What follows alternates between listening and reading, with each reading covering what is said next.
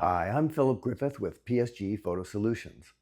This interview was recorded in 2019 at a past Photo Managers Conference, the first year I began interviewing my colleagues.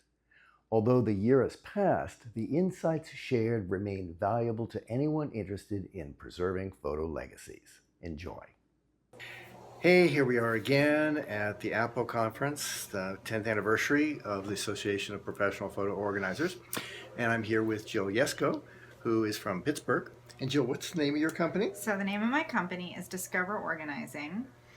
Okay, so you do both professional organizing and photo organizing. Right. So we do senior downsizing and we do moving. And Okay. we also do professional organizing of papers and files. So that's really where we get a lot of our leads from, is my own business. So one of the stories I wanted to tell you was that because we were doing a senior move and we were doing a transition, and of course we find a ton of pictures and a ton of slides.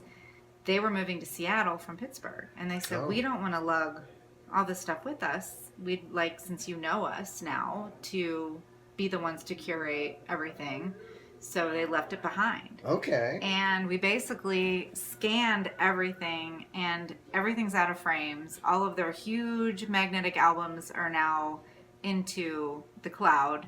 And now all we have to do is make these really cool books of all their travels, and we're really excited about the next, adventure for them. But they're getting now to show all their friends in their new community all their travels and their family history. So it's a really neat project for us. Yeah, that's actually great because that means they can develop relationships in their new town by sharing their photos Right. from their history. Because everybody can connect with pictures. Yeah. Oh, that's fabulous. Yeah. Great. Well, we'll see you next time with another professional photo organizer.